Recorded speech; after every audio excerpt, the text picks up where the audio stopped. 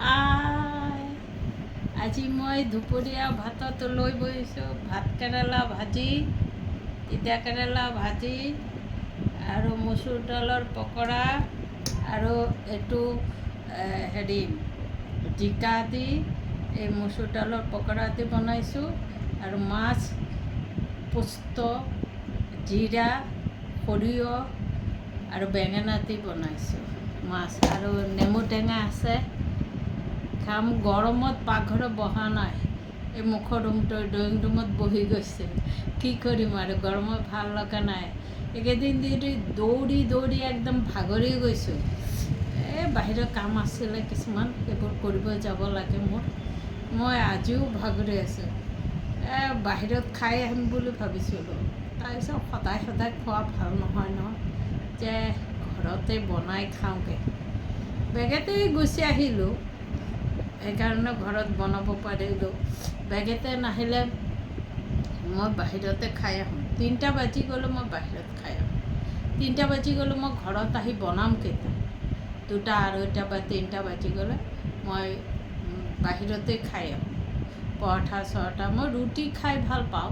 বাহিৰত খালে ৰুটিয়ে খাওঁ, ভাত কম খাওঁ। ভাতবোৰ কিবা কিবি লাগে হোটেলত খাবলৈ, বুজিছা।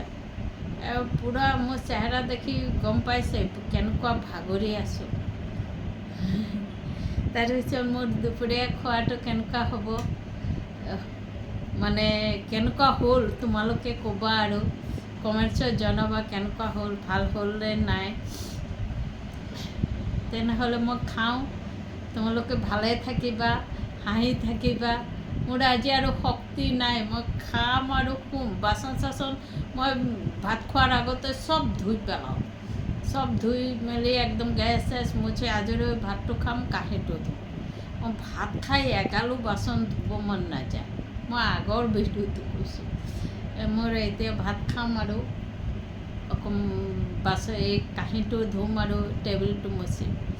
এইটো টেবুল মোৰ বিয়াৰ টেবুল, চোৱা দেখিছা, মোৰ বিয়াত দিয়া টেবুল। ইয়াৰ চোফা ছেটবোৰো আছে, সেইটো ঘৰত থাকি গ'ল আৰু ছেটবোৰ। হ'ব দিয়া, তেনেহ'লে ৰাখিছোঁ।